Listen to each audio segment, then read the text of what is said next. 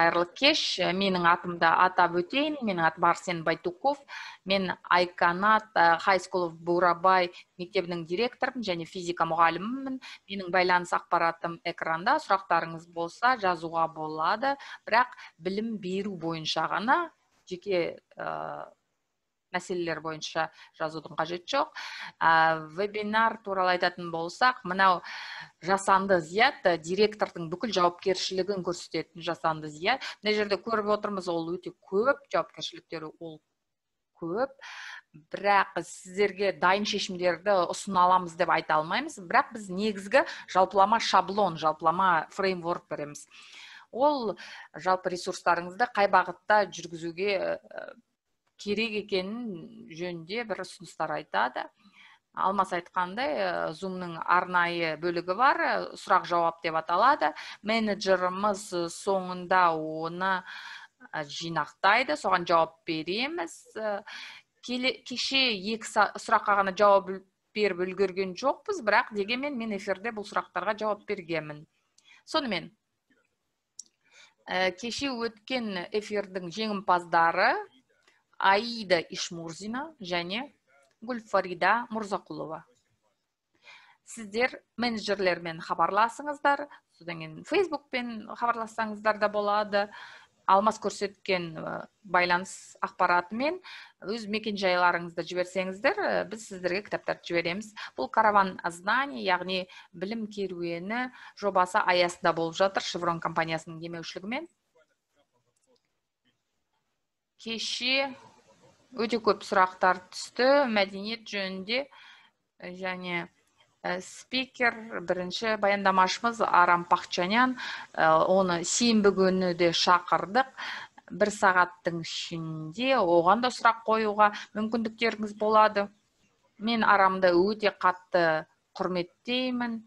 Ол осы ТМД аумағындағы кейс өте табысты болған, орта мектепті модернизациялаудың бір жақсы үлгісі және философиясы, жаңа инсайттарды алуға болады.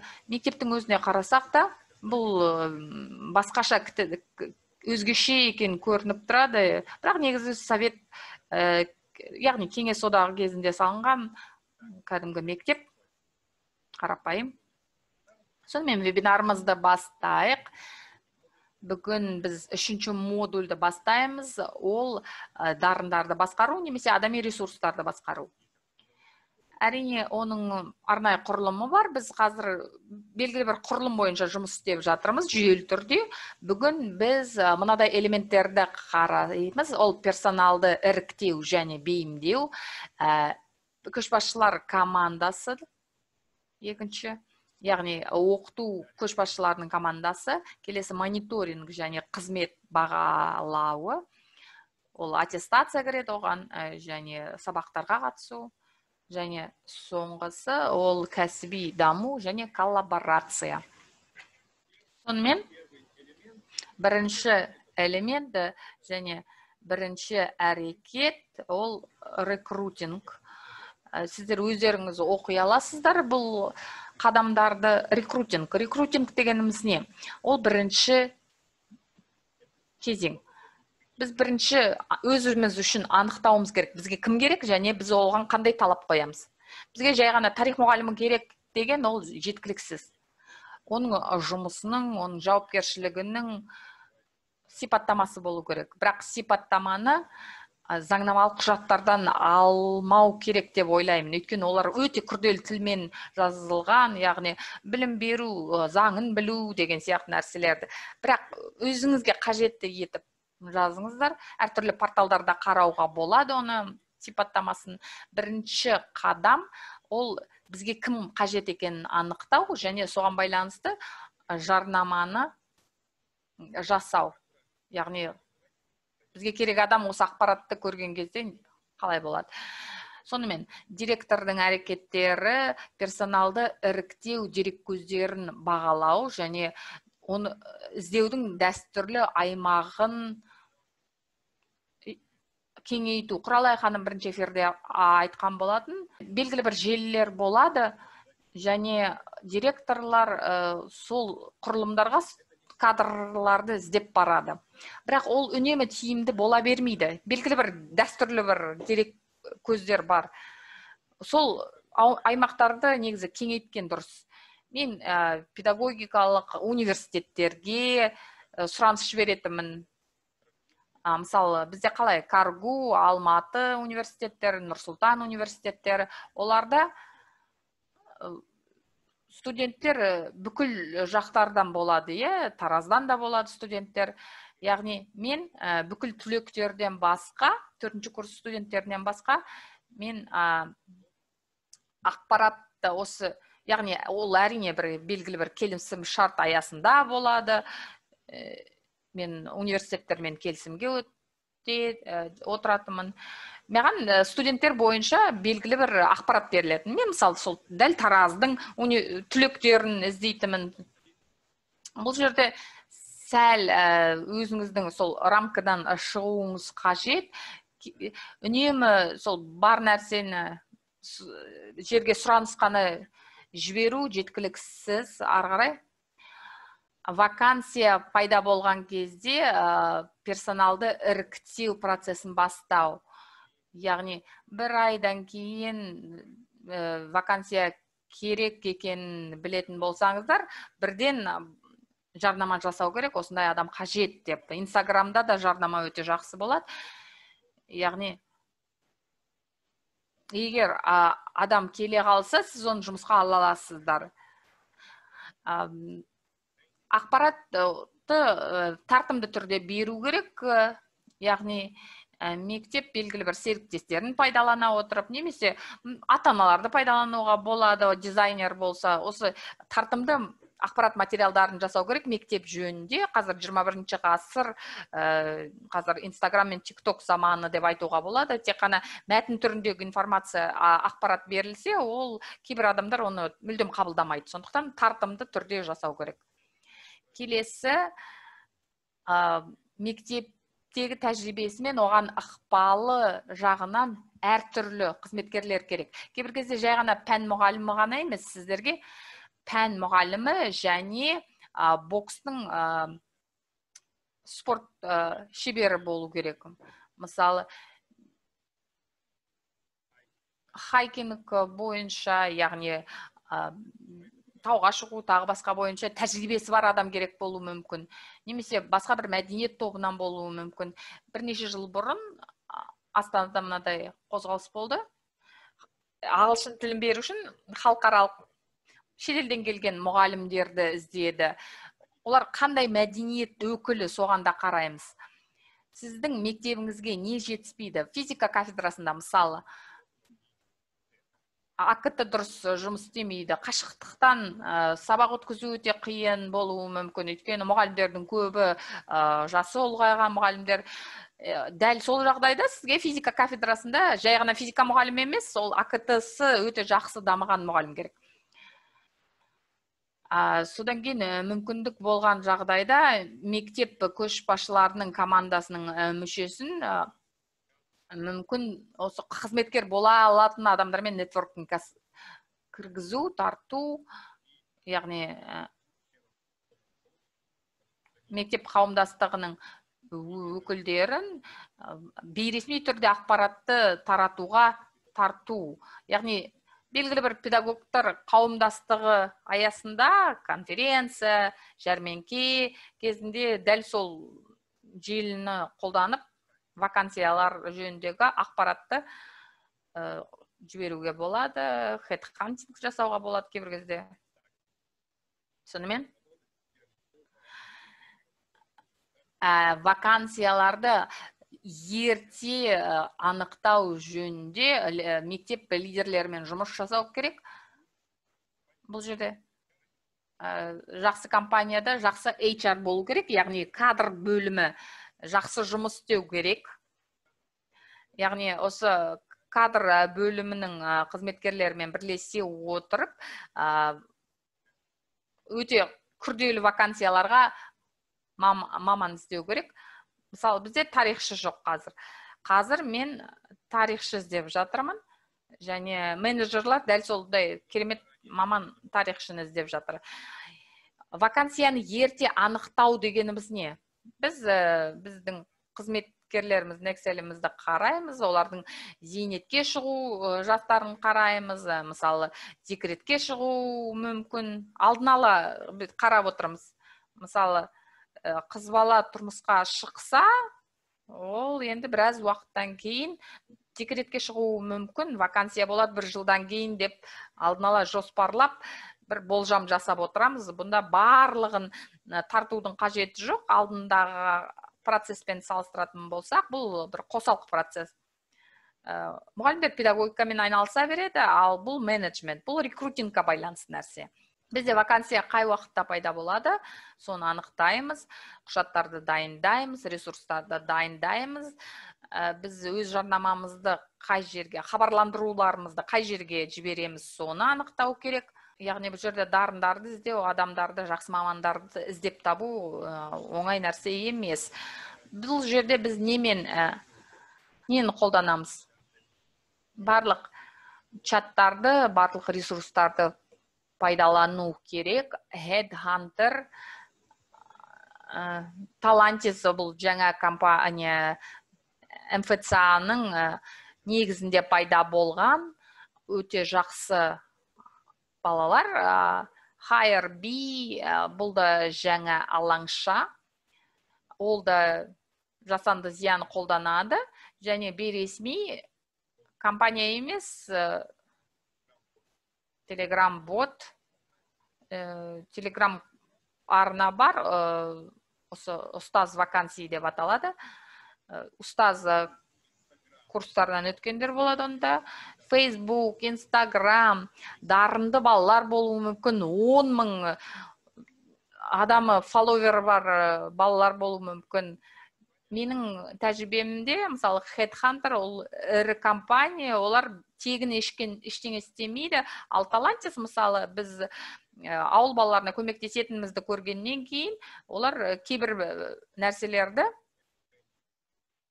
бізге тегін берді. Екінші нәрсе ол брендинг. 200-300 мыңнан миллион теңгеге дейін болуы мүмкін. Бағасы брендингтің кейбір кезде оған енді қаржы жетпей ол кезде серіктестерді іздеу керек, ата-аналармен, оқушылармен жұмыс істеу керек. Енді немқұрайды емес болса, адамдар білім беру саласына, мектепке өзінің балалар оқитын немесе жалпы осы білім беруге, онда көмек көрсетеді. Яғни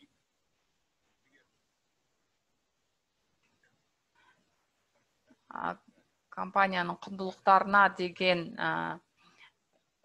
осы бір компания, бір мектеп адамы екен, өкілі екен көрсететін бірде киіну, ол да барлығы сол брендингтің бір үлгісі деп айтуға болады ғой. Логотип, тағы басқа деген сияқты. Брендбук. Келесі біздікі іріктеу және жалға алу, яғни жұмысқа алу адамды. Яғни біз бірінші кім бізге керек анықтадық. Соңын бұл жерде енді іріктейміз және жұмысқа аламыз. Критерияларды анықтап алу керек. Тестілеу болуы мүмкін бірінші, содан кейін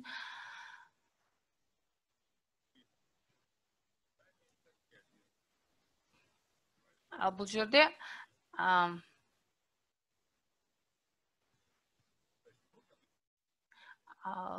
білімнен басқа құндылық жағында қарау керек адамдарды іріктеген кезде. Кейбір кезде білімді өте жақсы маман болуы мүмкін, бірақ құндылығы жағынан сіздің құндылығы басқа адам болуы мүмкін. Яғни құндылықтарды өзгерту, жаңадан тәрбиелеп шығару өте қиын, және көп уақыт кетеді. Сондықтан кішігірім деструктив болып кетуі мүмкін. Педагогикалық білім мен дағдылардан басқа кандидаттың, яғни үміткердің, оқушылардың барлығының дамуға және білім алуға дайын екен, және қолынан келетін екен сенімін тексере алатындай мүмкіндіктер болу керек. яғни бұл жерде мен не істедім? Мен тестілеу жасадым, және эссе жасадым. Және эсседе 4 сұрақ болды.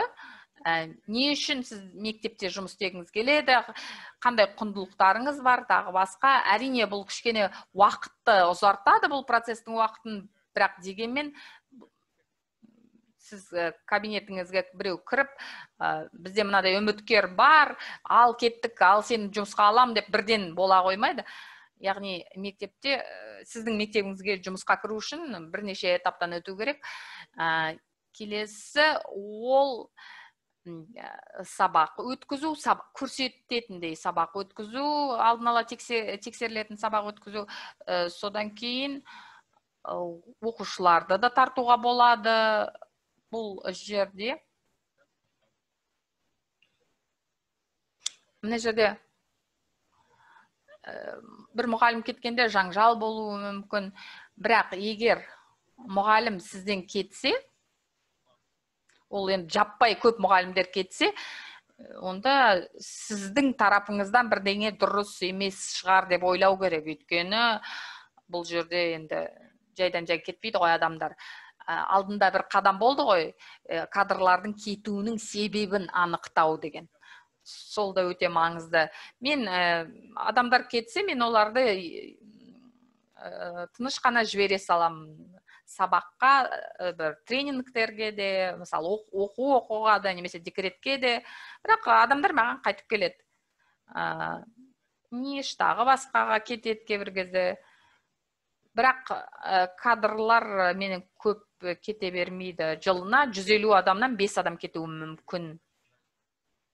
Барлық қызметкерлер үшін кәсіби біліктілікті арттыру, үздіксіз кәсіби біліктілікті арттыруды ұйымдастыру, сол әсіресе мұғалімдерді жұмысқа алатын қызметкерлердің арасында, яғни ірі компанияның бір кадрлар бөлімінің жақсы маманын шақырып, сол біліктілікті арттыруға болады.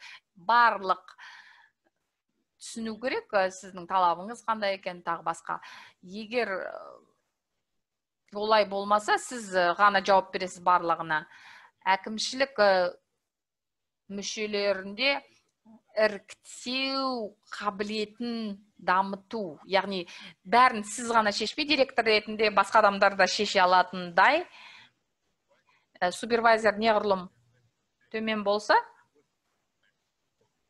соғұрлым ол кім қажет екенін түсінеді. Яғни, мысалы, кафедра басшысы, кафедра меңгерушісі сізден гөрі жақсырақ біледі, оның кафедрасында қандай адам керек екенін. Сондықтан ол жауапкершілікті артуға болады. Мектеп көшбасшыларының арасында іріктеу және жұмысқа алу бойынша міндеттерді бөлу, яғни біз барлығын түсіндірдік, үйреттік, тренинг жүргіздік, содан кейін бұл өкілеттікті оларға беруге болады. Мына жерде алгоритмді көріп тұрсыздар, оның барлығын оқымай-ақ қояйын, өйткені мен сізде оны жақсы білетін шығарсыздар. Содан кейін үміткерлерге қоятын сұрақтарыңызды алдын ала дайындап алу керексіздер.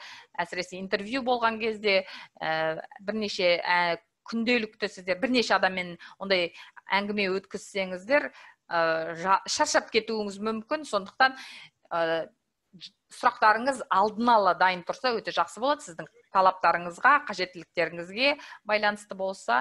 Сонымен қатар, мен өз тәжірибем бойынша міндетті түрде жазба жазу қажет, пайдалы. Бұл жұмысқа алу, бұл қаржыны қажет ететін нәрсе. Мектепте мысалы бейне таспаға жазу қажет, әрине алдын ала ескерту керек. Бұл бір жағынан қауіпсіздік үшін де, сізге сыбайлас жемқорлыққа байланысты бір арыз берілуі мүмкін сіздің тарапыңызға, тағы басқа. Мысалы, Таразда бір конкурста 70 адам өтетін, ұмытып қаласың. Қайсысы кім екен? Резюме аласың, оқисың, Байдуков Арсен, ол кім еді, қайсы еді деп отырмас үшін сол видео өте жақсы. Келесі, қызметкерлердің дағдыларын бағалап, мұғалімдерді олардың біліктілігі мен тиімділігіне байланысты сыныптарға және параллельдерге бөлу. Мысалы, енді жаңадан келген мұғалімді ең күрделі, мысалы 11-ші сыныпқа сала салу деген сияқты болмайды. Кейбір кезде жаңадан келген адам сізде жұмыс істеп жатқан қызметкерлерден әлдеқайда мықтырақ болуы мүмкін. Кафедра оны қалай қабылдайды, соны да ойластыру керек. Яғни бұл мектеп мәдениетіне байланысты. Яғни мен жалпы мектепке не қажет екенін түсінсем, қызметкер ретінде, онда менен тәжірибелірек, менен жақсырақ білетін маман болса, мен өз орнымда оған берем. Ондай, әрине, ол мектепте сондай мәдениет қалыптасқан болса. Мен қажет болса, мен 7-ші сыныпқа ауысам, менде 18 сағат қалатын болса, менде әлде сол өмір сүруге қаржы жеткілікті болады.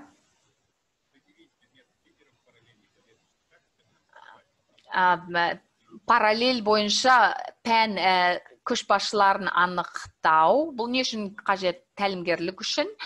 Оқу бағдарламалары үшін жауап беретін командаларды теңгеру және оларды бұл жерде тәжірибелі және тиімді мұғалімдер тәжірибесі азырақтарды тәлімгерлікке алу үшін бұл жерде енді жұмысқа алдық адамды, енді жұмысқа алғаннан кейін не істейміз, соны қарап жатырмыз. Үшіншісі, қызметкерлердің қажеттіліктерін анықтау және оларды стратегиялық тұрғыдан дұрыс тарату, дұрыс бөлу. Кейбір адамдарға, мысалы, онша ыңғайлы емес болса да кейбір кезде. Мына жерде тоқтау керек сияқты.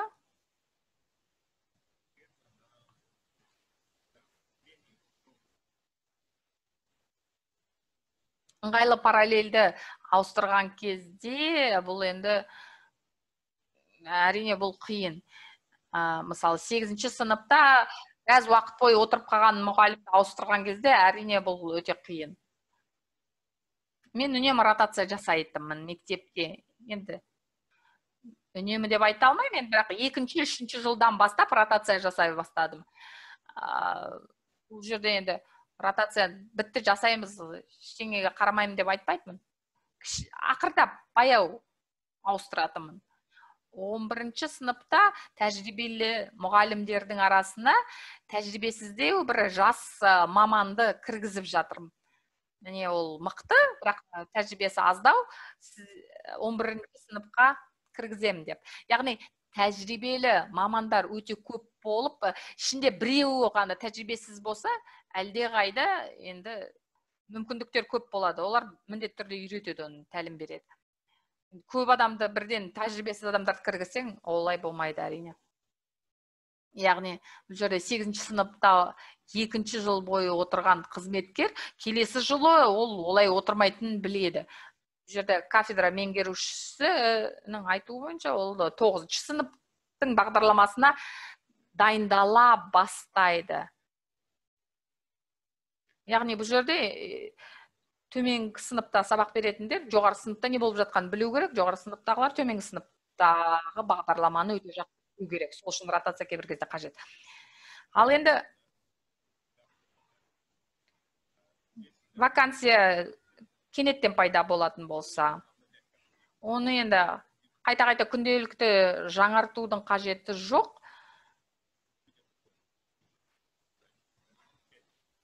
Бұл жерде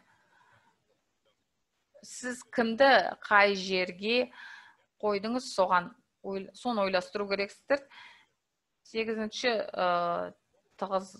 сыныпта 8-ші сыныпта істейтін мұғалім болса, мысалы, ол 9-ші сыныптағы мұғалімді ауыстыра алады. Ал 7-ші сыныпта, одан төмен сыныптарда жұмыс істейтін мұғалім болса, 9-ші сыныпқа оны бірден орнына қою дұрыс емес.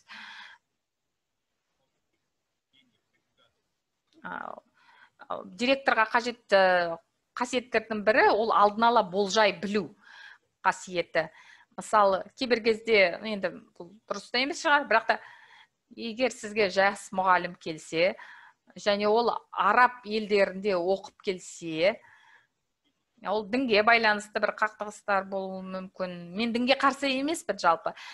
Бірақ біз тәжірибелі басқарушы ретінде ұлттық қауіпсіздік мәселесі бар.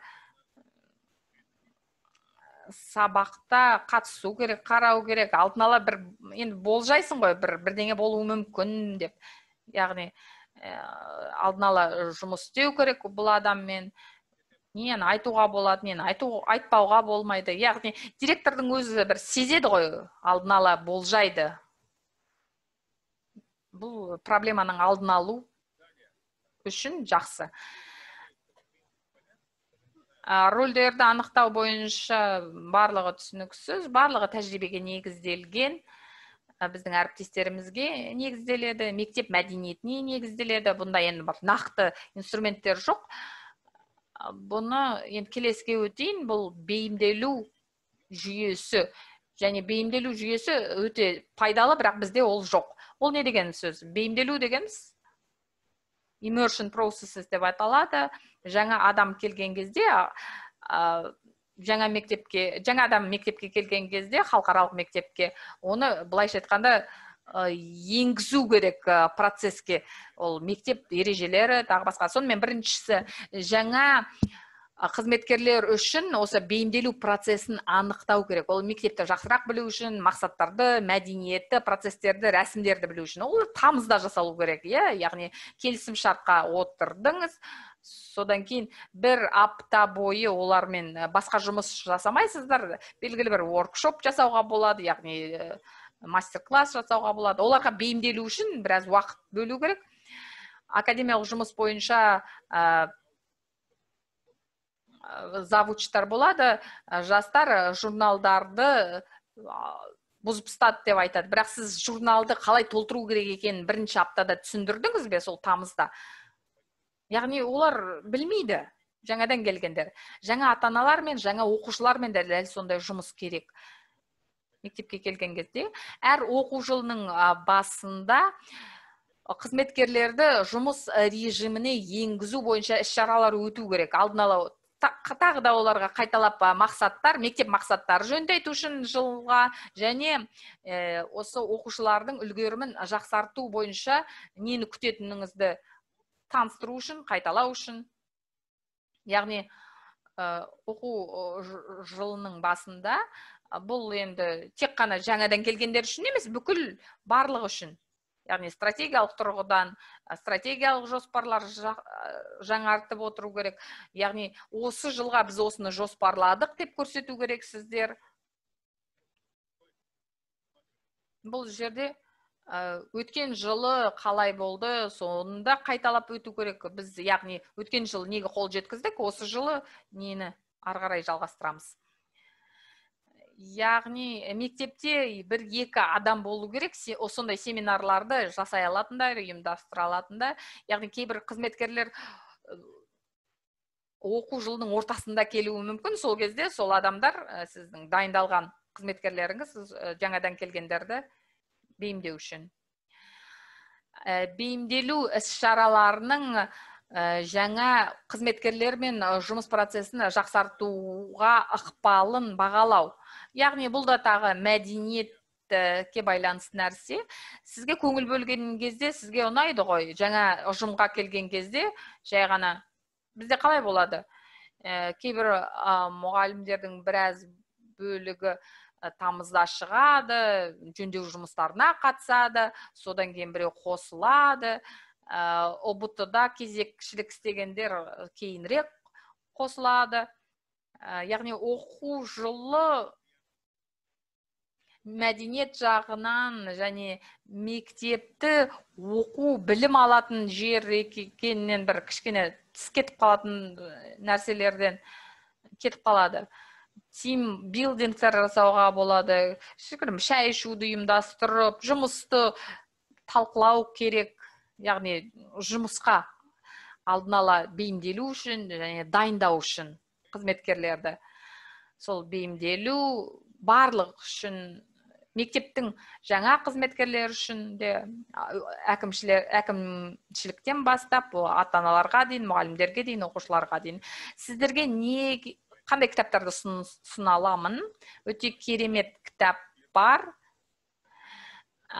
Мұғалім болып бірінші жыл жұмыс істеген кезде не істеу керектің нұсқаулығы, яғни мұғалім болып бірінші жылы жұмыс істеген кезде қалай тірі қала аласың деген сияқты ғой. You can do this дейтін екінші кітап, сен оны жасай аласың деп аударылады. Жаңадан жұмысқа кірген мұғалімдердің үміті мен оларға көмек көрсету деп аталады. Енді ол ағылшын тілінде өкінішке орай, бірақ та енді ағылшын тілін үйреніңіздер, не ағылшын тілінен аудартыңыздар біреуге. IELTS-ты тапсыратын оқушыларды да тартуға болатын шығар бұлдай жұмыстарға. Bir жағынан ондай оқушылар енді ағылшыншасын да жақсартады, мүмкін мұғалім де болғысы келетін шығар болашақта. Teach for All атты халықаралық ассоциация бар. Ол ақш-та басталған, Teach for America деп, яғни бұл жерде аса танымал емес, жақсы дамымаған мектептерге волонтерлар кіреді жұмысқа. Олар маман мұғалім болмауы мүмкін, он инженер болуы мүмкін, яғни басқа мамандығы. Бірақ олар мектепке көмектескісі келеді.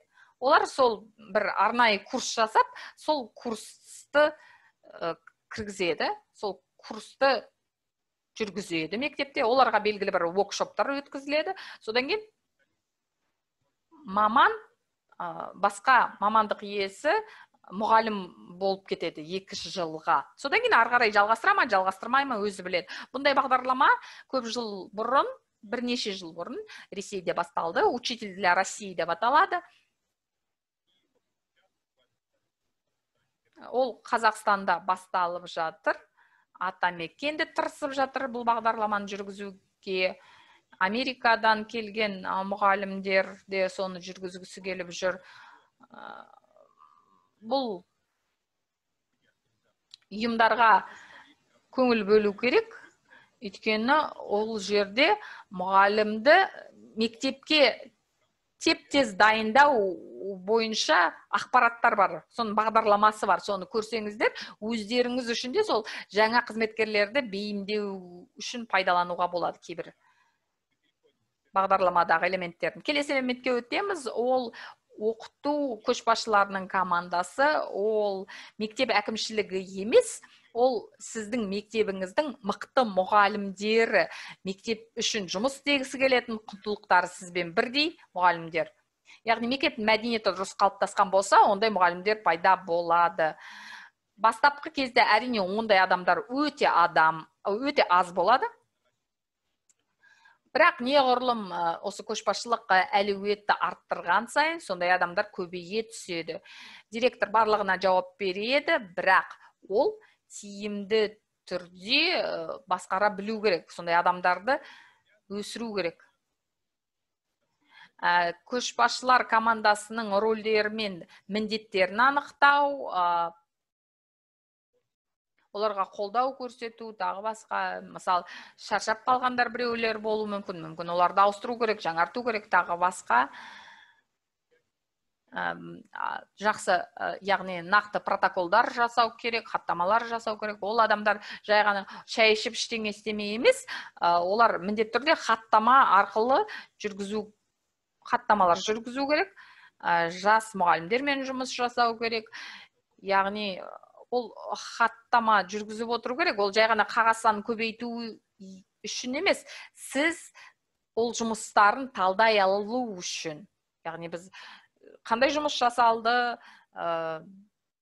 және мақсатымызға жетіп жатырмыз ба, бірақ ол хаттама бір көп, ұзақ, бір күрделі болмау керек. Яғни мақсат кім болды, кім қатысты, қандай проблема, нені шештік, қандай шешім қабылданды, болды. Осы 4 нәрсені жазса болды. осы көшбасшылар командасын жасау үшін олардың жұмысының мониторингін жасау, яғни осы команданың процестері және рөлдері, міндеттері мектептің бүкіл мүшелеріне, өкілдеріне түсінікті болу керек.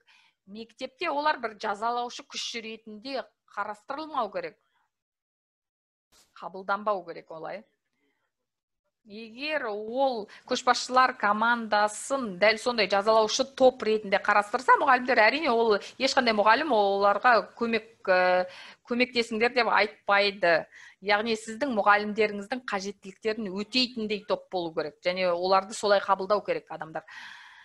Сіздің мектебіңіздің көшбасшылық әлеуетін арттыру керек. Сіз үшін де ол пайдалы, мектеп үшін де пайдалы. Және дұрыс директор тек қана өзім орында 40 жыл, 100 жыл отырамын дейтін директор болмаса, әрине міндетті түрде ол өзінен кейін кім болады, соны дайындау керек. Яғни кеше сондай сұрақ болды ғой, ротация болған кезде мүлдем мақсаты бөлек, құндылығы бөлек адам келсе не істейміз деп. Канадалық модельді қолданатын болсақ, өңірлік директорлар клубы деген болады, пул болады арнайы. Сол директорлар пулында олар дайындалады, оларды дайындайды, яғни белгілі бір процестерден өтеді. Олардың тиімділігі бойынша кезекшілік жасалады. Бірінші орында кім, мысалы бірінші вакансия пайда болғанда, бірінші болып ол вакансияны кім алады деген сияқты. Біз барлығымыз адамбыз ғой. Ертең не болатынын білмейміз, бір жылдан кейін не болатынын білмейміз. Сондықтан ішкі мектептің өзінің ішінде сондай лидерлер, яғни көшбасшылар болғаны өте дұрыс.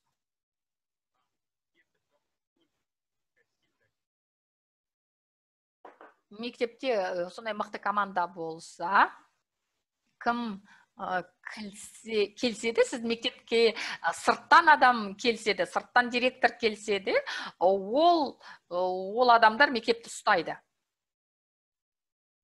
Олар енді мүлдем құндылығы басқа адам келседе, ол мектеп мәдениетін сол алпы сақтайды. Яғни бұрыс бағытқа кетіп бара жатса да, оны тежей алатындай команда болады сізде. Болашақта Қазақстанда директор мектепке келген кезде сол мектепке қызмет етем деп келетіндей мәдениет қалыптасады деген үміттемін. Кешегі семинар мен үшін өте маңызды болды, басқаларынан да маңызды болды. Басқа процестер бойынша маңызды әрине, бірақ та мәдениет мәселесі бұл енді менде өте көп қателік жасаған жер болды. Осы көшбасшылар командасының мүшелеріне кәсіби оқыту, кәсіби біліктілікті арттыруды қамтамасыз ету керек. Яғни жаңадан келген болуы мүмкін, тағы басқа. Сол тайм менеджмент, сол хаттамаларды қалай жүргізу керек, тәлімгерлікті қалай жүргізу керек, модератор қалай болу керек, фасилитатор қалай болу керек, соны алдын ала үйрету керек. Ол алдын ала бірден пайда болатын нәрселер емес. Көшбасшылар командасы мүшелерінің осы сабаққа қатысуды басқару қабілетін жақсарту, осы команда мүшелері өздерінің ойларымен бөлісе алатындай есеп беру жүйесін жасау керек. Бұл жерде пеп кеңестің алдында немесе басқа іс-шара барысында олар өздерінің жұмысы жөнінде есеп беру керек. Не жасай алдық, не жасай алмадық, қандай проблема болды, қандай проблемалар шеше алды, қайсын шеше алмады деген сияқты. Неғұрлым мектеп қауымдастығымен, басқа мектеп қызметкерлерімен коммуникация дұрыс жасалатын болса, соғұрлым жақсы болады. Яғни соғұрлым басқа адамдар қарсы болады. Яғни қандай жаңалық енгізсеңіздер басында қарсы болады адамдар. Шешім қабылдау бойынша нақты түсінік болу керек. Қай мәселелерде шешімді сіз ғана қабылдайсыз, қай мәселелерде бірлесе отырып қабылдайсыздар. Яғни бұл жерде өкілеттіліктерді бөліскен кезде мынау мәселе бойынша шешімді өзіңіз қабылдай аласыз, мен сіз қабылдай аласыз. Ал мына мәселе бойынша бірлесе қабылдаймыз, немесе мен ғана қабылдаймын деген сияқты. Бұл иерархия түсінікті болу керек мектепте, мұғалімдерге. Бірақ сонымен қатар мәдениет дұрыс қалыптасқан болу керек. Осы көшбасшылар командасы, ол бір сізге жақын, сіздің досыңыз, тағы басқа сондай адамдар болмау керек. Махинациялар болып кетуі мүмкін. Ол кейбір кезде оның нәтижесі мүлдем басқа болып кетуі мүмкін. Сізге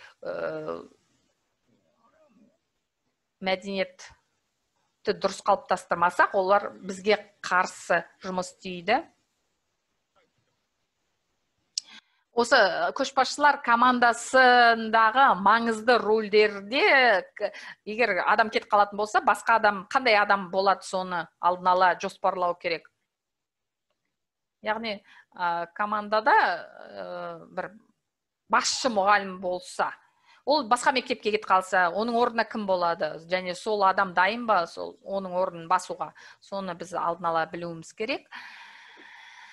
Осы көшбасшылар командасының мүшелері осы бөліскен көшбасшылық жүйесін жасау керек. Оларға неғұрлым көбірек өкілеттік беру керек. Жобаларды және командаларды басқару бойынша қосымша автономия, қосымша дербес жұмыс істеуге мүмкіндік беру керек осы көшбасшылар командасына.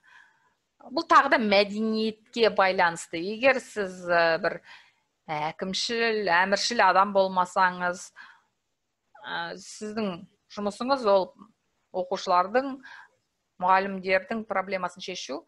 Азимовтың ережесі естеріңізде ғой, мұғалім, оқушы бірінші орында, оқушы екінші орында, үшінші орында мұғалім деп. Яғни бұл жерде 5-10 адам керек сізге. Менің өмірімде, менің жолымда ондай адамдар үнемі болды. Яғни немқұрайды қараймайтындар мектепке. Бірақ тағы да бір нәрсені ескеру керек. Егер сіздің мектептеріңізде ондай адамдар болса, оларды енді шамадан тыс көп жүктеме бермеу керек. Олардың өзіндік кестесі болу керек. Сол жұмысты жасайтын бір уақыты, шектеулі уақыты болу керек. Олар 24 сағат бойы сонымен айналысып кетпеу керек. Бізге көмектесетін не? Осы көшбасшылар командасының мүшелерін іріктеу критериялары берілген, мына жерде қандай талаптар қойылады, оған өздеріңіз оқи аласыздар оны. Ал бұл үшін қандай кітаптар қажет? Classroom Walkthroughs деп аталады. Ол оқу саяхаттар деп аталады. Ол сабаққа қатысу сияқты емес. Ол 5 минуттық, ол қысқа мерзімді болады. Оны бір адам жасай алады, мысалы директор, немесе бір топ адам жасай алады.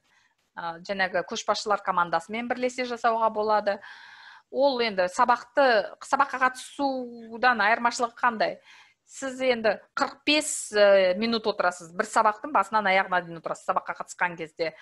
Яғни кейбір жағдайда енді бір 10-15 минуттан кейін белгілі қандай проблемалар бар екен мұғалімдерде, тағы басқа. Сол 15 минуттың ішінде 5 адамды өтуге болады. Мен өз тәжірибемде осындай тәжірибені көп ұстанатынмын. Аттестация кезінде қана сабақта басынан аяғына дейін отыратынмын. Сіз бірінші мақсат қоясыз. Мысалы, сабақтың басында мұғалімдер оқушыларға сабақтың мақсаттарын жеткізеді деп, соны білу керек сізге. Яғни сол мақсаттарды оқушыларға жеткізеді. Яғни бұл жерде мұғалім қандай, кім екен сізге бәрібір 5 болып жидаласыздар. Соңын алдын ала әрине ескертесіздер. Келесі аптада осындай тексеру үшін біз сабаққа қатысамыз дейсіз. Содан кейін бесеулеріңіз бөлініп барлығын көресіздер. Содан кейін 15 минуттың ішінде әрбір адамыңыз 3 сабаққа қатысады. Яғни сіз 5 болсаңыз 15 мұғалімді көресіздер. Бір жақсы нәрсе, сізде статистика пайда болады. Яғни бірнеше рет сөйтіп кіргеннен кейін мектеп бойынша статистика пайда болады. Яғни бұл жерде енді біздің мұғалімдер сабақ мақсаттарын дұрыс жеткізе алмайды екен деген сияқты бір нәтиже шығарасыз. Тағы да бір жақсы нәрсесі бұның мектептің директорының болуы, мектепте бірден мұғалімдер жиналып жақсы сабаққа дайындалуына түрткі болады. Нақты кімге баратыныңызды айтпау керексіз алдын ала. Яғни барлығына айтасыздар, хабарландыру жасайсыздар, бірақ нақты кімге кім кіретінін білмейді. Бұл жерде енді мұғалімдер жинақы болады.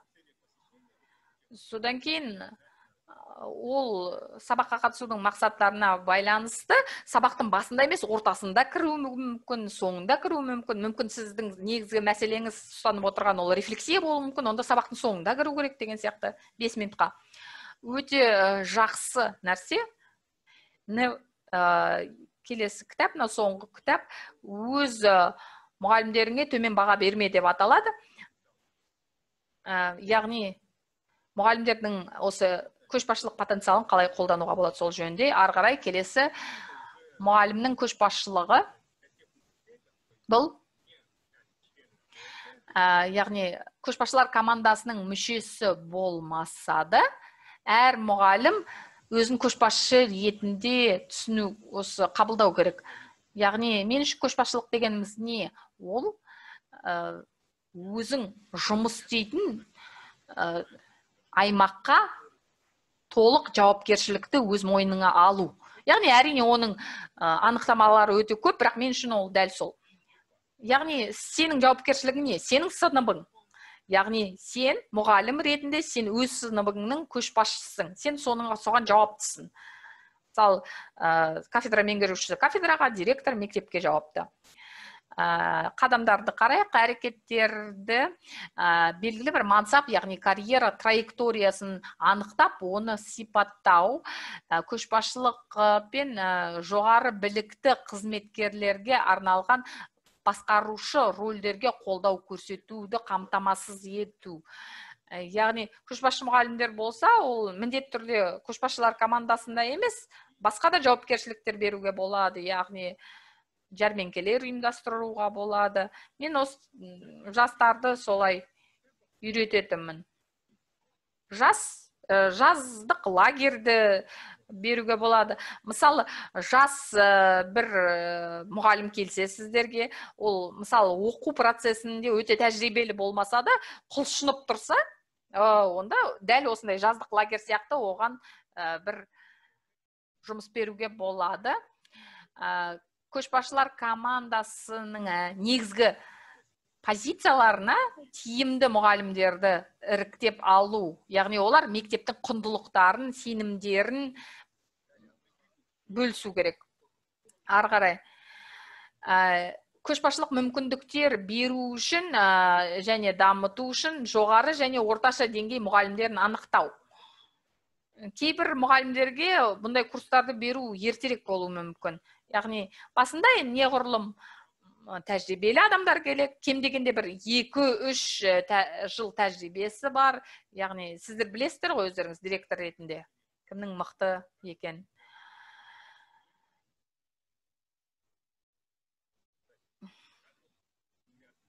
Бұл жерде кадрлардың кету көрсеткіштерін қарастырып отыру, үнемі қарап тексеріп қадағалап отыру және тиімді мұғалімдерге қолдау көрсету және оларды ынталандыру көрсеткіштерін қарастырып отыру керек. Яғни бір-біріне байланысты екі проблема, соны қарастырып отыру керек. Яғни солардың арасындағы байланысты анықтау керек. Бізде аттестациялау жүйесі бар. Біз үшін осы мектеп мәдениетін жоғарылату керек. Ары қарай тиімді мұғалімдерді олардың өз жұмыстарында қалуына ынталандыру. оқушылар үшін Хатидің айтуы бойынша ең тиімді құрал, ең тиімді ынталандыру оқушыларда кері байланыстан кейін пайда болады. Яғни тиімді кері байланыс берілсе оларға, олар ынталанады. Visible learning деп аталады. Яғни көрнекі оқыту деп аталады. Оның айтуынша оқушыларды оқуға талпындыратын, соған итермелейтін негізгі ең тиімді құралдардың бірі ол жақсы жасалған кері байланыс. Мұғалімдер үшін де, әрбір адам үшін де сол өте маңызды. Бізге жақсы, өзімізге пайдалы кері байланыс берілген кезде, біз алға қарай ұмтыламыз, біз ынталанамыз. Ары қарай, жоғары сапалы өзін-өзі рефлексиялау бойынша іс-шараларға қатыстыру, мұғалімдерді ол біліктілікті арттыру бойынша бағдарламалар және олардың біліктіліктерін арттыруға болады. Осы үшін action research пайда болған кезде әрекеттегі зерттеу, мұғалімдер бұған енді бірден дайын болған жоқ, сондықтан бұл үшінші кезеңде тұр. Танымдық жағынан бұл күрделі нәрселер мен енді дайын мұғалім, осыған дайын мұғалім жасау керек. Егер мысалы менеджмент жағынан онша жақсы емес болса мұғалім, егер басқарғысы келмесе, ондай жұмыс істегісі келмесе, ол зерттеумен айналыссын.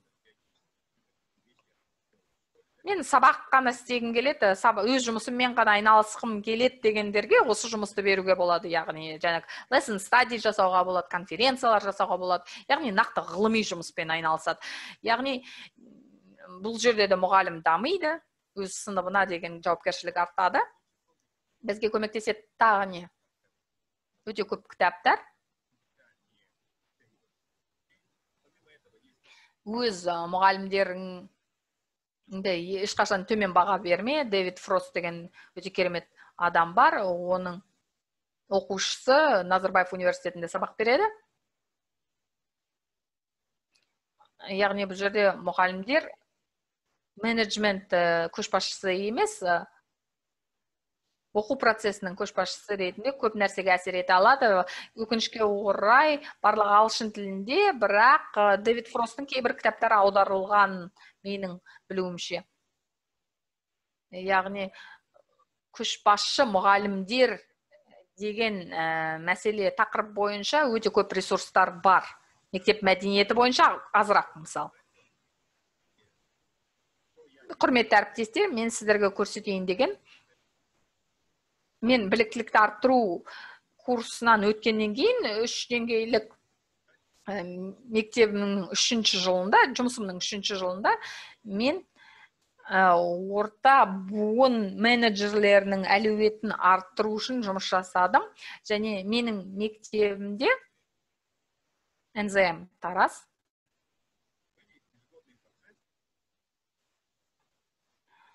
Яғни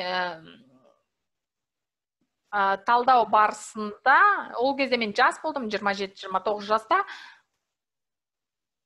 Мен үшін ол бірінші рет болды. Мен отырдым да барлық құжаттарды алдадым, тексердім. Оқу процесінен мені кері шегіндіретін процестерді қарадым. Оның 5-еуі шықты. Ол бағалау, бағдарламалар, жаңартылған мазмұнды енгізу, Назарбаев зияткерлік мектептерінің стратегиясын арату деген сияқты сонда бірнеше нәрсе болды.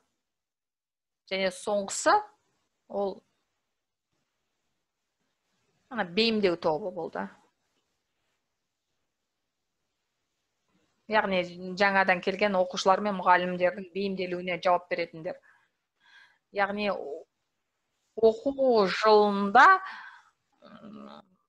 бүкіл мектеп солмен айналысады, оқу процесін тастай салып соған кетеді. Мысалы, есеп дайындаңдар бағдарлама бойынша. Бірінші қалай болады? бірінші директорға түседі, содан кейін завучқа түседі, бүкіл завуч содан кейін бүкіл мектепті дайындайды. Бүкіл мектеп, бүкіл мұғалімдер оқушыларын тастайды да осы есеп жазуға кетіп қалады. Бұл процесс бойынша мен мынадай бір топ мұғалімді ұйымдастырдым. Ондай 9 топ болды. Және сол топқа әр кафедраның өкілі енді аға мұғалім тағайындалды. Ол топтың ішінде бір басшысы ретінде. Яғни 5-6 кафедраның өкілі болды.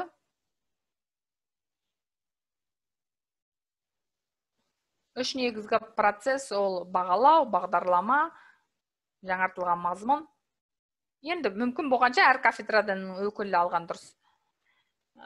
Яғни біздің мектепте мұғалімдердің 40% осы топтарға кірді.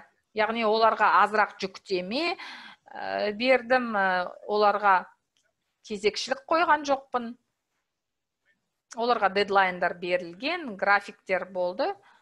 Яғни осы 90 бойынша, бағалау бойынша есеп беру керек екенін біліп, олар өздерінің кафедрасынан ақпаратты жинайды. Сол хат келген кезде, сол топтың көшбасшысы сол бүкіл ақпаратты жинап, директорге есеп береді.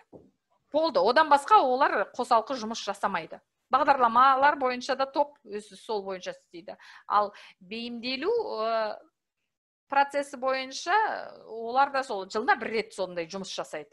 Жаңа мұғалімдер, жаңа оқушылар келгенде. Яғни мектептегі осындай оқу процесінен тысқары алып кететін процестерді өстіп оңтайландырдық. Мысалы, яғни бүкіл мектеп жүгіріп кетпейді, сол топ қана жұмыс істейді. Мен директор болған кезде бұл механизм өте жақсы жұмыс істеді.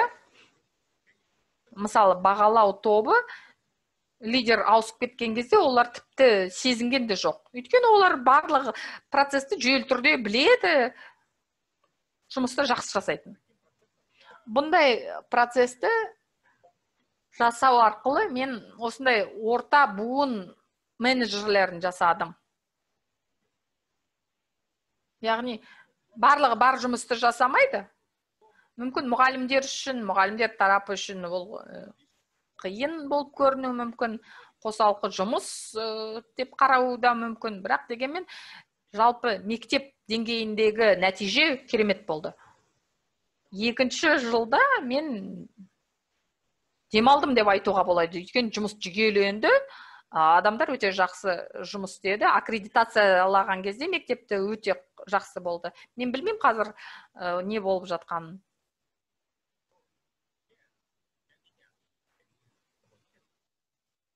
Мен үшін өте жақсы болды, пайдалы болды. Мұғалімдерге де көмектескенін көрдім. Олар келіп, олар мысалы көшбасшылығы қандай көшбасшы болды, не істеді, олар бірден есеп беріп айта алатын болды. Мен ойдан шығарып, мысалы мен КВН ұйымдастырып едім, не істеп едім деп ойлап отырмайды, дәл осы жұмысын олар кәдімгі сол айтып отыра береді аттестация кезінде. Келесі элемент ол мониторинг және қызмет бағалауы. Енді бұл жерде критерияларға ауысамыз, яғни табысты, сәтті жұмыс критериялары. Бұл жерде енді кезеңдерін өздеріңіз оқи аласыздар. Бұл жерде не айтамыз? Біз рубрикаларды айтқан кезде, табыс критерияларын жасаған кезде, оның барлығы мұғалімдер үшін де жасалу керек. Біз осы сабаққа қатысқан кезде мұғалімдерді аттестациялаған кезде, оларды 5-10 минутқа кірген кезде сабақтарына нақты критериялар болу керек. Және сол критерияларды барлығы білу керек. Мектеп қауымдастығының бүкіл мүшелері білу керек. Мұғалім сізден қорықпау керек, сіздің сабағына қатысқанынан қорықпау керек. Өйткені ол алдын ала критерияларды біледі, нені қарап жатқаныңызды, нені тексеріп жатқаныңызды біледі. Содан кейін мен өзімнің қолданған фреймворктерімді көрсетейін. Яғни кітаптар Марцана, ол 60-шы жылдардан бері 40 мыңнан астам мектептер зерттеуде қатысқан. Шарлотт Дэниелсон көбінесе мұғалімдер жөнінде жазды, ал Марцана ол ғылым жағынан қараса, мектеп деңгейінде жалпылама қараса, солай. Ал Шарлотт Дэниелсон мұғалім тарапынан қарады.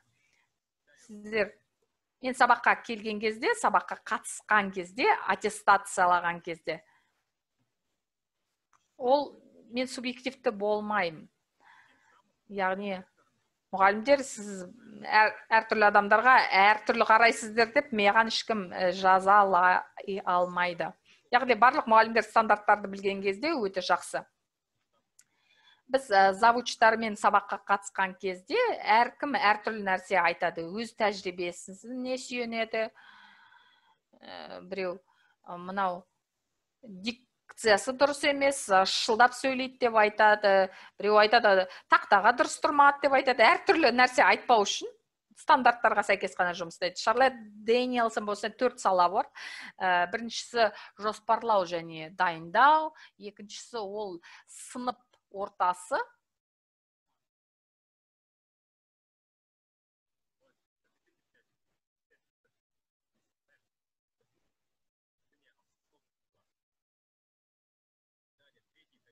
Климат деп айтуға болады, сынып климаты.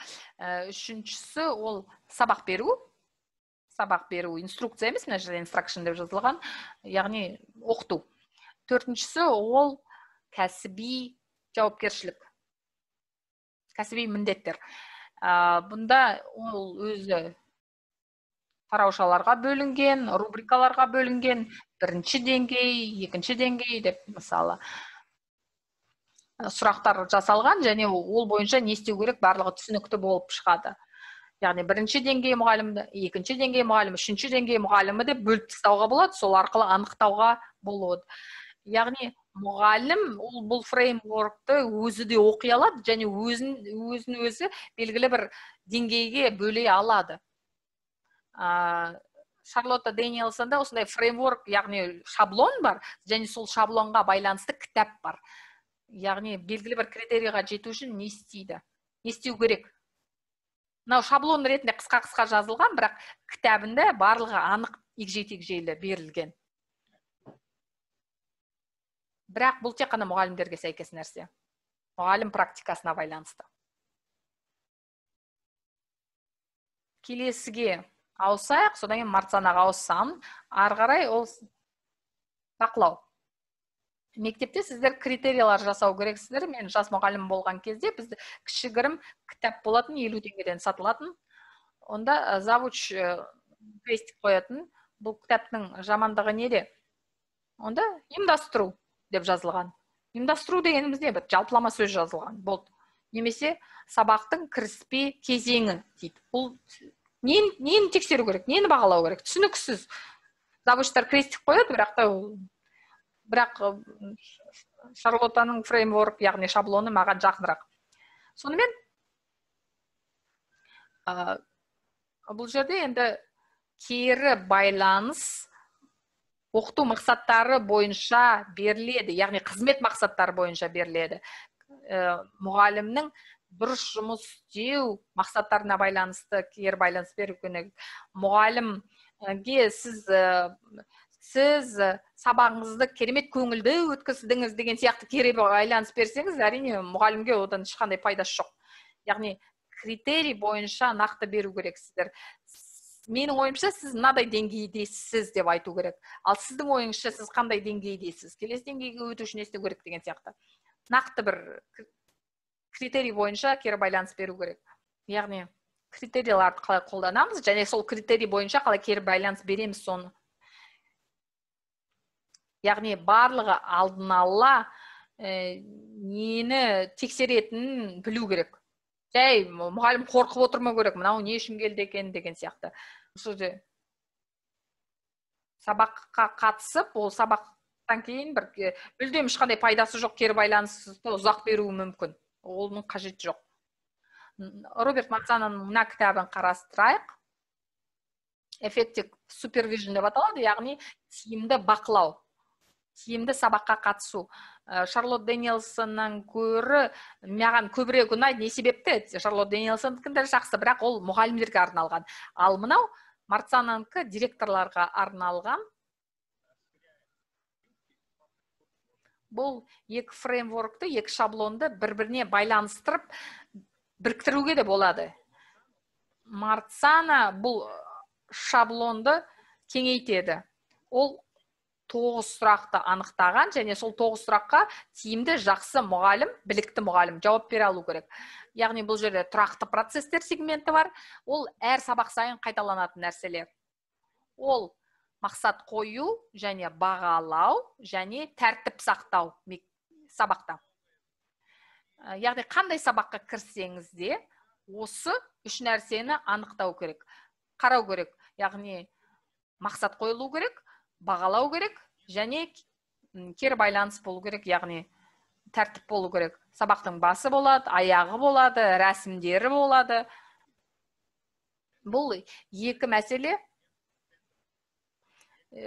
үнемі қайталанады. Содан кейін контент кетеді, яғни мазмұн.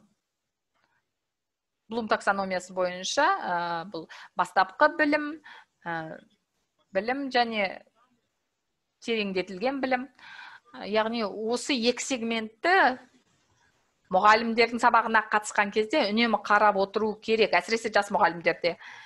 Ал енді оперативті сегмент туралы қарайтын болсақ, ол сабақта болуы мүмкін, болмауы да мүмкін. Бірінші база дайындалғаннан кейін, оны басқа жағын қарастыруға болады. Ол оқушыларды ынталануы, оқушылардың ынтасын көбейту үшін не істей аламын. Мынадай моменттер бар, мынадай түсінік бар. Оқушылар, сіз оларды бақылап тұрғанын сезеді, сізге қарап тұрмаса да. Ол қалай оған қол жеткізуге болады? Мұғалім сабақ мақсаттарына сәйкес емес жұмысқа жол бермейді. Яғни сыныпта 6 нүкте қояды, сол әр нүктеге 3 рет кем дегенде келеді сабақ үстінде. Мастерство учителя деген кітабында мен мынадай сұрақ қоямын оқушыға. Арсеннен сұраймын, мысалы, 2+2 қанша болады? Ол айтады, мен білмеймін дейді. Содан кейін мен келесіге кеттім. Ондай болмау керек. Біз қол жеткізуіміз керек. Ал білмейді екен деп кетіп қалмауымыз керек. Яғни бұл оқушыларға жоғары талап қоюымыз керек. Яғни біз үнемі оқушы бұл тапсырманы орындайды деп ойлауымыз керек, және сол орындатуға бүкіл мүмкіндік жасауымыз керек. Мысалы, мынау бойынша біздің статистикамыз бойынша мұғалімдердің 40% мынадай деңгейде. Олар келесі деңгейге өту үшін бізге мынадай нәрсе қажет деп айтуға болады. Жалпылама есепте беруге болады. Яғни бірінші дереккөз оқушылардың деректері бойынша болса, екінші дереккөз ол мектеп қызметінің сапасын білу үшін ол осы сабаққа қатысу бойынша деректер. Осы бірінші 3 элемент бойынша тексерем дедім. Яғни бірінші 90-да тек қана соны тексердім, соңын сол бір 90-ның ішінде бұл мәселені жаптық. Яғни мақсат қоюды ғана тексердім мен. Ал дәл соны тексерген кезде сізде керек жоқсыз. Мұғалімдер бір-бірінен сұрап, әйтеуір біліп, жақсартып алады өздерінің білімдерін. Сол үнемі тексертіліп отырғансын. Содан кейін ол жабылады, келесіге ауысамыз. Мына жерде бізге не қажет? Мұғалімдерде арнайы оқу мақсаттары бар, және олар жарияланып көрсетіледі, және сабақ бойы ол көрініп тұрады. Кейбір кезде сабақ үстінде бірінші ол көрсетіледі, соң сол бойынша барлығы ұмытып кетеді. Олай болмау керек. Яғни оқушының көз алдында болу керек. Үнемі оның алдына таратпа ретінде бересіз бе, ол немесе тақтаға жазып қойып сабақ бойы солай тұра ма? Оқу мақсаттары нақты берілу керек. Жай тілмен жазылу керек, оқушы түсінетіндей. Мұғалім сабақ үстінде үнемі мектеп оқу мақсаттарына сүйеніп отырады. Яғни тек қана сабақтың басында ғана емес, аяғында ғана емес, бір тапсырманы орындағаннан кейін, екінші тапсырманы орындағаннан кейін біз мына мектеп мақсатының мына нәрсесін жасадық деген сияқты. Сабақ үстінде Мартсананы оқысаңыздар, бұл барлығы түсінікті болады. Бұл практикалық құрал және сіздер үшін пайдалы болады деген ойдамын. Нақты оны қолдануға болады. Мониторинг және дарындарды басқару уақыт аз қалып жатыр. Осындай схема бойынша жұмыс істедік, шаблон бойынша жұмыс істедік. Содан кейін оларға мынандай нәрсе істеу керек деп айттық. Содан біраз уақыттан кейін қайтадан кіреміз. Яғни қолдауға мұқтаж, көмек қажет мұғалімдермен жұмыс істеген кезде бірнеше рет кіреміз, содан кейін проблемасын анықтаймыз, оның өзінен сұраймыз, қандай көмек қажет, не істеу керек деп. Содан біраз уақыт өткеннен кейін қайтадан кіреміз. Дәл сол кезде сәл нәтиже болады. Директор әрине біреу, сондықтан директор ғана емес, бұл жұмысты және көшбасшылар командасы, кафедра меңгерушілері барлығы тартылу керек. Өйткені ол жауапты адамдар, аттестацияға көп адамдар, барлығымыз сол аттестация маңызды ғой барлығымыз үшін. Смарт мақсаттар туралы айтудың қажеті жоқ шығар, барлығымыз білеміз. Соңғысы ол қызмет бағалауы, аттестация бұл. Яғни қандай инструмент, қандай құралды пайдалана отырып бағалау жүргіземіз. Мен бұндай бағалауды, бұндай инструменттерді басында қолданатынмын. Мен бұл инструментті өзімнің мұғалімдерінің біліктілігін арттыру үшін қолдандым. Содан кейін біз оларды аттестацияға да байланыстырдық. Ол үшін де пайдалы деп ойлаймын, өте тиімді құрал өйткені. Кәсіби даму және коллаборация келесі элемент. Мен Мартсана туралы айттым. Біз мына инструментті көрген кезде нөлдік деңгей, бірінші, екінші, үшінші деңгей деп жазылады. Мұғалімнің осы құзыреттілігі 4-5 жылдан 10 жылға дейін артады. Белгілі бір жоғары деңгейге әкеледі. Енді 10 жылдың ішінде қандай болмасын мұғалім, енді белгілі бір деңгейге жетеді ғой, жоғарылайды. Енді жүйе болса. Көшбасшылықтан басқа нәрселер осы қалай дамитын сарапшы ретінде, мұғалім ретінде қалай дамитын көрсету үшін осындай құрал арқылы мұғалімдеріміздің қаншалықты дамығанын көре аламыз. Оның 60 элементтің барлығын жасай алмаймыз, бірақ мысалы бірінші 3 жылға осындайды аламыз, содан қоса береміз ақырындап. Бізде белгілі бір мектеп құрылымы болады, жүйелі түрде барлығы болады. Содан біліктілікті арттыру курстарының қай курстарға қай уақытта бару керек, сол бірден белгілі болады. Бұл үшінші модульмен тығыз байланысты. Яғни осыны жасау арқылы екінші нәрсені де жасайсыз. Мектеп өте жақсы дамиды сол арқылы. Сондықтан бұған мен көп көңіл бөлмеймін. Коллаборативтік командалар құрылымы, енді әрине тұрақты түрде оларды жинап отыру керек, мақсатты анық қою керек, олар да сол мақсатты жақсы білу керек. Яғни сұраққа кішкене көбірек уақыт қалдырайын деп отырмын, сондықтан көп айтпаймын бұл жөнінде. Мына кітаптар директорға, мектепке сол коллаборацияны қалай жасау керек екенін жазылған. Адамдар бір-біріне көмектесетіндей, мұғалімдер бір-біріне көмектесетіндей қалай жасауға болады, қалай ұйымдастыруға болады процесті. Егер осы жұмыстың қаңқасы дұрыс жасалған болса, жүйе дұрыс құрылған болса, аттестация осылай болады десе, 4-ші домен естеріңізде ме, 4-ші сала, ол кәсіпқойлық. Онда мен біреуге көмектесуім керек, мен тәлімгер болуым керек деген сияқты мақсаттар жазылған. Яғни бұл мектеп мәдениетіне айналады, егер жүйелі түрде күнделікті осының барлығы жұмыста қолданылса.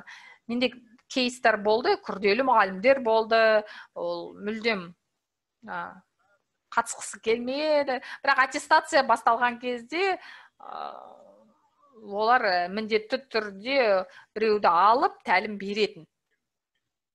Аттестация үшін де қажет ол бәрібір. Коллаборация Мен сұрайтымын, сен кімге көмектестің, саған көмектесті ме деп мен сол адамнан барып сұрайтын. Яғни кейбір кезде болды бір достары, подружкалары, ол маған көмектесті деп айтады, бірақ та шына келгенде көмектеспеген. Бірақ та ол соны түсіндіріңіз, қалай болған айтыңыз дегенде ол бірден түсінікті болып қалады. Өте жақсы кітап Power of Us деп аталады, ол біздің күшіміз дегенді білдіреді. Кейбір кезде бір сырттан келген сарапшыларды іздейміз, біреу бізге келіп, біздің проблемамыздың шешімін тауып береді деп ойлаймыз. Кембриджден келіп, ақштан келіп, Америкадан келіп, бізге бүкіл шешімдерді айтып береді деп ойлаймыз. Бірақ тәжірибе бойынша қарайтын болсақ, әр мектептің проблемасын сол мектеп мүшелері ғана шеше алады. Әр мектепте ол сол проблеманың шешімін білетін адам бар. Немесе сол шешімді таба алатын адам бар. Сізге көмектесетін адамдар да болады. Ол үшін тағы да сол мектеп мәдениеті белгілі бір жүйе қалыптасу керек. Мен осыған сенемін. Әр мектепке өзі ішкі ресурсы бар.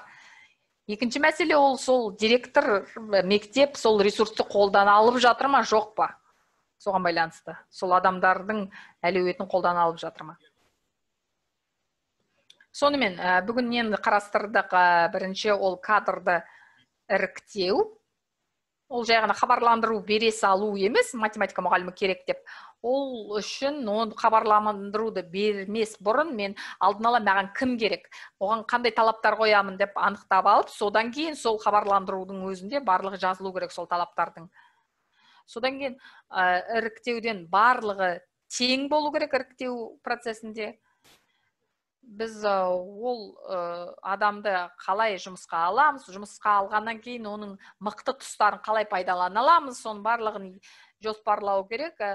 Келесі элемент ол оқыту көшбасшыларының командасы, сізге көмектесетін адамдар. Үшіншісі ол критерийлар, яғни барлық мектеп қауымдастығына түсінікті нәрсе, ол жақсы, білікті мұғалім дегеніміз кім? Ол директорлардың досы, директордың подружкасы емес, директор құрбысы емес, ол әкімді білетін адам емес, ол сол 60 критерийға сәйкес адам, сай адам.